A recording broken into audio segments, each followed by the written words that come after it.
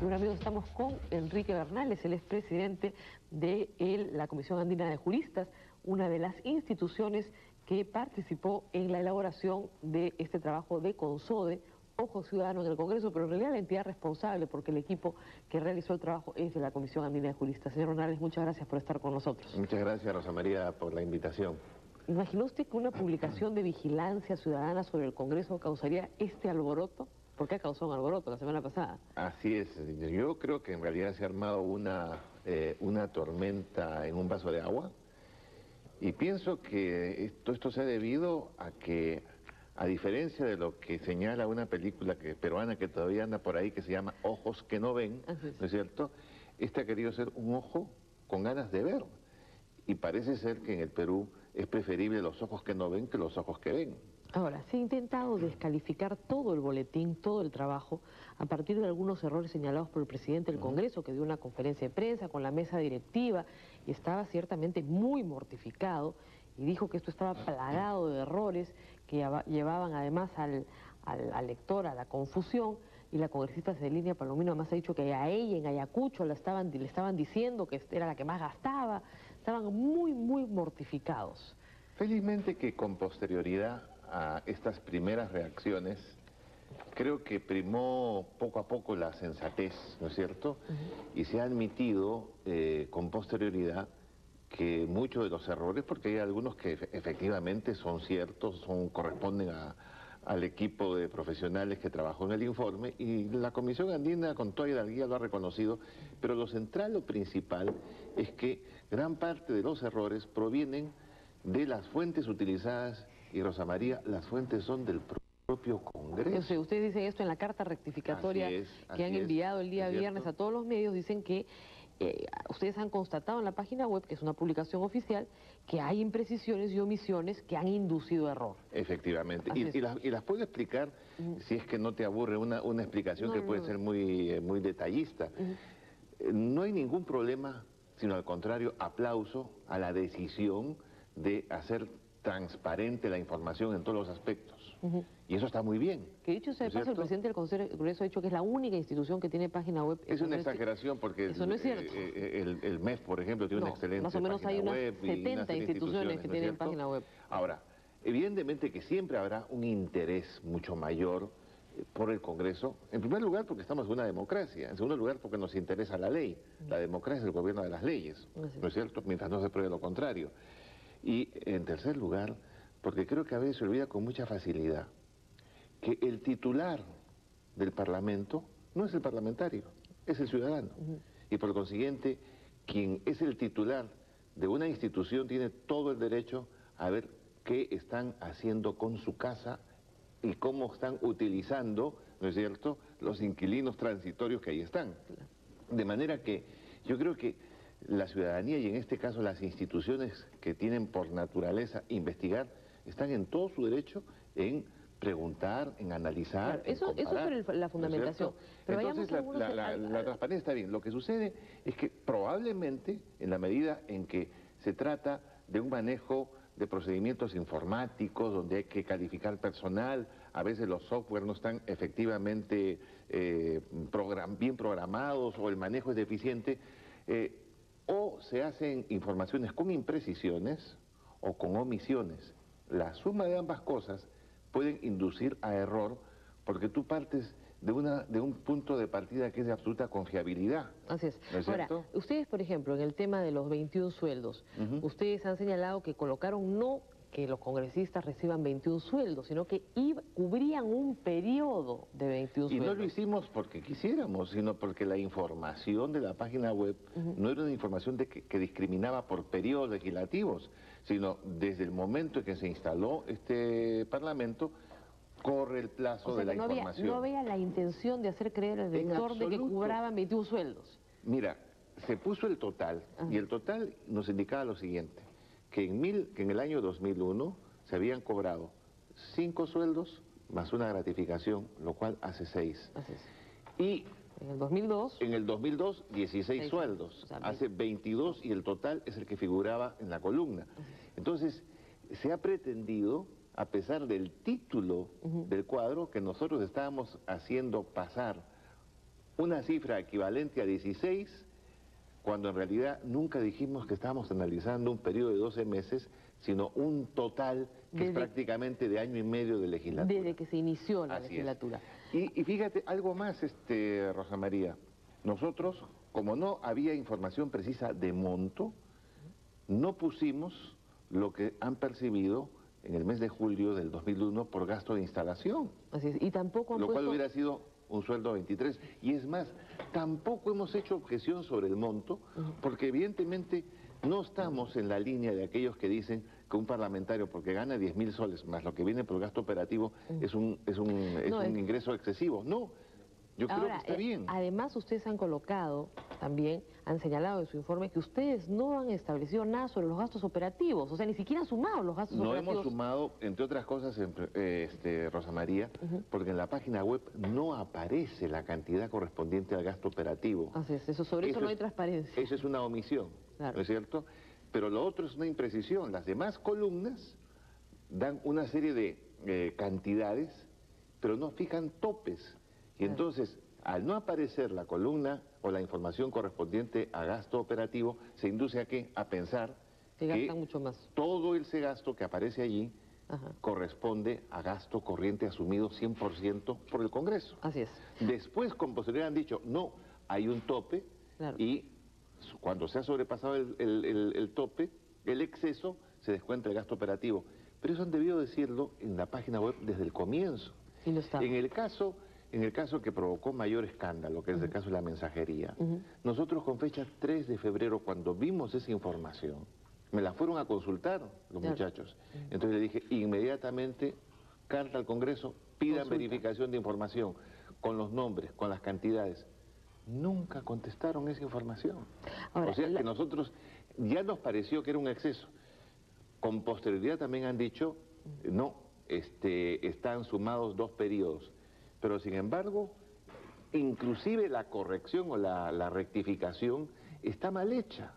Porque cuando han querido distinguir periodo de 2001 del 2000, ¿no? Claro. Lo que han hecho es repetir la cantidad y poner 0. Te lo voy a mostrar, para que veas que inclusive cuando han querido hacer la respectiva rectificación, mira, omite el nombre del parlamentario, ¿no es cierto? Pero tú verás acá...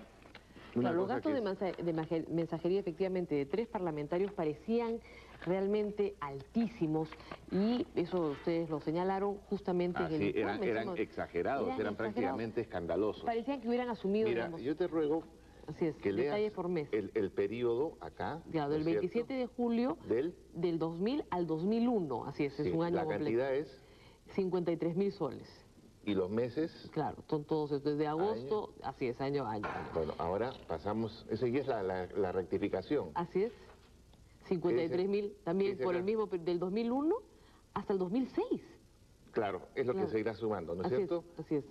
O sea, del 2001 en adelante. En adelante. ¿Cuánto es? La misma cantidad, 53.457. Entonces, ¿en qué quedamos? ¿Cuál es la rectificación que han hecho? Claro, efectivamente. Eso indica que realmente... hay buena intención de hacer las cosas, pero que la información que entregan mejor. No es una información. Ahora, lo que más cólera le ha dado a los congresistas, creo yo, es el asunto de la efectividad legislativa. Sí. En el mismo texto se indica que ese no es un criterio para medir la calidad del trabajo de un congresista, ni cuántas leyes produce, ni siquiera cuántos proyectos presenta, ni siquiera cuántos se convierten en ley. Pero ustedes colocaron cuántos se convertían en ley, hicieron un ratio... Como una fotografía. Exactamente. Y esto da una cólera espantosa, porque efectivamente puede ser muy injusto. Puede ser que un congresista no presente nunca proyectos de ley, presente uno, ese se apruebe y tenga un 100% de efectividad. Puede ser. De repente no es una forma, pues, de medir, ¿no es cierto? Ese es el problema. Habría que buscar otras formas de medir. Y además porque... Y esto no lo dije yo, ¿ah? Abunda la copia de proyectos, además, eso es cierto, eso sale también del informe, así es, porque hay gente que bucea proyectos. Claro, bucea proyectos, entra a los archivos, saca, firma una serie de proyectos, etcétera. Así es.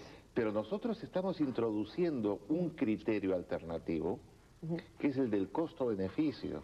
Bueno, pero si ningún proyecto tiene análisis costo-beneficio... Pero eso está muy mal, así porque entonces el órgano competente, que no recuerdo si es la mesa directiva o el consejo directivo, está facultado para decirle al parlamentario, no pasa su proyecto porque no corresponde, no respeta los requisitos del artículo 75. Este proyecto de renta básica no tiene análisis costo-beneficio. Bueno, y veamos todo el problema que ha generado, y va a haber costos que y puede haber esto, beneficios. a la larga no sé a dónde va a terminar, pero podría terminar o en el Tribunal Constitucional o en un tribunal, o en el CIADE.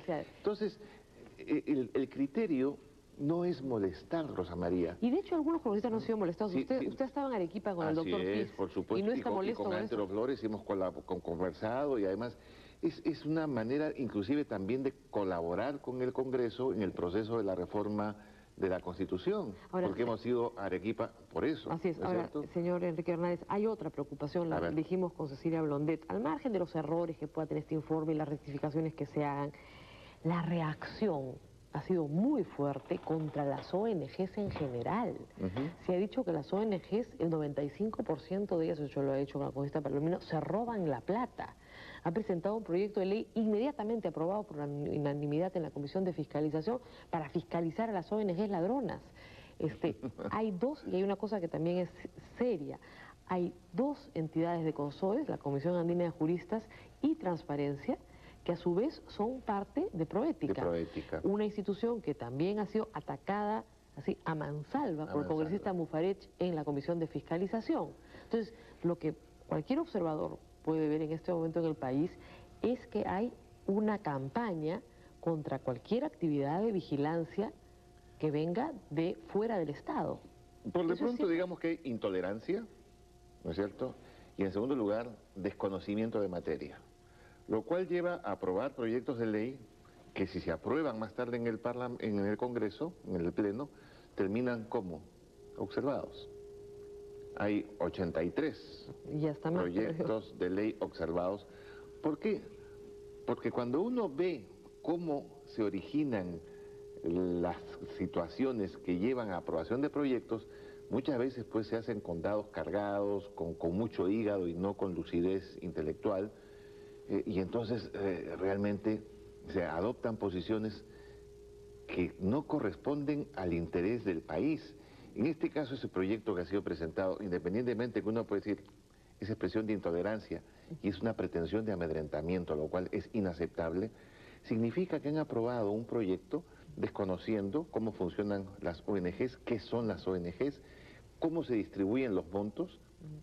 La principal cantidad que viene por la vía de la cooperación internacional va al propio Estado. Así, sobre lo cual tampoco tenemos mucha fiscalización. Es PRONAA, es FONCODES, todo lo que es combate a la pobreza, asistencia a poblaciones campesinas, etcétera, de los cuales solo aquellas ONGs que trabajan en el campo y a las cuales los organismos de cooperación le destinaron la capacidad de administrar recursos de distribución por desconfianza frente a la incompetencia del Estado, podría decir que son los que tocan directamente los fondos de la cooperación internacional tal como se entiende en el lenguaje de Naciones Unidas o de Europa o de Canadá o de Australia. Así es. Y el resto la recibe de donaciones privadas, de fundaciones internacionales, que aparentemente también suscitan el interés de algunos congresistas. Pero que no tienen nada que ver, absolutamente nada. Eso no es cooperación internacional. No es cooperación, y además, hoy en día, pues, bajo el nombre ONG, en realidad se está haciendo alusión a una serie de instituciones que simplemente se caracterizan porque no tienen finalidad de lucro, lo cual está caracterizado o definido en el Código Civil, y que son miles de instituciones. O sea, yo diría que prácticamente el sector privado está configurado de un lado por empresas. Son las sociedades que están reguladas en la ley de sociedades. En la ley de sociedades y las ONGs. Que están en el Código Civil. ¿Qué es lo que se quiere? ¿Se quiere fiscalizar? Bueno, pero ese es el mundo al revés. Es el ciudadano el que fiscaliza al Estado, no el Estado el que se convierte en un polizonte, ¿no es cierto?, y que va amenazando a todo el mundo, diciéndole, oye, si me miras, si me criticas, si me analizas, entonces te controlo, te fiscalizo, te intervengo, te cierro, te enjuicio. Eso no tiene nada que ver con la democracia, doctor absolutamente Hernández, nada que ver. Aprovechando ya que nos quedan unos pocos segundos para esta entrevista, tengo una pregunta al profesor de Derecho Constitucional. El doctor Ugaz planteó una recusación contra el congresista Mufarech, porque efectivamente él se había expresado en términos, digamos, en los que había adelantado opinión abiertamente, había dicho que era un delincuente y que era más delincuente que Montesinos probablemente. Esta recusación lo que planteaba es que en uso de las digamos, disposiciones constitucionales del debido proceso no se podía ser juez y parte y por lo tanto el señor Ugas en uso de su derecho reclamaba que esta persona, este congresista, no lo juzgara.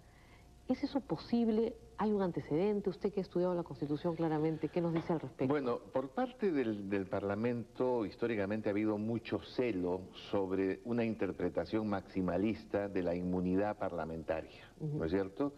Y por consiguiente se asume que una garantía de la función parlamentaria es que un parlamentario no puede ser criticado, no puede ser detenido si es que previamente no se levanta el fuero y por supuesto no puede ser impedido de ejercer sus funciones. Por consiguiente, en este esquema de interpretación no podría ser recusado. Sin embargo, yo diría que esa es una tendencia o una interpretación que tiende a cambiar. ¿Por qué razón? Porque desde la Constitución de 1979 y más significadamente a partir de la del 93, aunque en esos extremos no se ha cumplido, el debido proceso no puede, a nadie se le puede eximir de la obligación de cumplir con el debido proceso. Y por consiguiente, en la medida administrativa o legislativa aunque se diga que el Parlamento no hace investigación judicial, no se puede negar que por analogía, tan analógico es lo que voy a decir, que hasta la Constitución dice que la persona que es investigada por el Parlamento puede ser obligada a concurrir con los mismos aprestos que para el procedimiento judicial. De manera que algún paralelismo tiene y además las investigaciones del Congreso pueden significar traslado de lo mismo hacia el Ministerio Público, la apertura de juicio en vía judicial, etc. De manera que el debido proceso, y esto lo ha dicho la Corte Interamericana a propósito del fallo contra los 3 magistrados que luego fueron destituidos, no puede eximirse, no puede refugiarse en su condición de foro parlamentario para sostener que no está obligado y dejar de cumplir las obligaciones del debido proceso. Desde este punto de vista, el reclamo del doctor Ugas era absolutamente correcto. Ahora, si se quiere, tal vez pudo, donde se dijo recuso, pudo ponerse solicito que se inhiba, ¿no es cierto? Claro. Bueno, esa es cuestión de terminología, pero la materia, el asunto mismo de si le corresponde al doctor Ugas el derecho a que quien pretende investigarlo sea absolutamente imparcial, no se le puede discutir al doctor Ugas. Así es. Ahora, en todo caso, el Congreso te haría bien en tener un código que establezca cuándo hay conflicto de interés, porque la inmunidad no puede ser utilizada para atacar a tus adversarios en juicio. Así es. O sea, hay conflictos de interés que tienen que estar perfectamente determinados y que el congresista dice, yo con esta persona tengo conflicto de interés, porque tengo pleito pendiente o alguna otra cosa, ¿no? Yo iría más allá. Creo que haría bien la Defensoría del Pueblo en hacer de esto motivo de una consulta al Tribunal Constitucional, porque los reglamentos del Congreso no pueden ser invocados contra norma constitucional y el debido proceso es una garantía erga omnes, vale decir que también el Congreso está obligado a cumplirlo. Muy bien, doctor Bernales, muchas gracias por estar con nosotros, vamos a seguir, me imagino que vendrá un boletín 2 de Ojos Ciudadanos. Y 3 también. Y 4, ¿no se han quedado sin ganas de seguir sacando? No, al contrario, estamos más estimulados como para seguir trabajando y apoyando al Congreso, aunque a algunos no les guste. Sí, viéndolo desde otro punto de vista, podría usted agradecer la publicidad gratuita que ha recibido. No pensó que iba a ser tanta. Muy bien, doctor Bernales, muchas gracias. Vamos a una pausa, amigos, y regresamos con el congresista de Perú Posible, Carlos Almerí. Volvemos.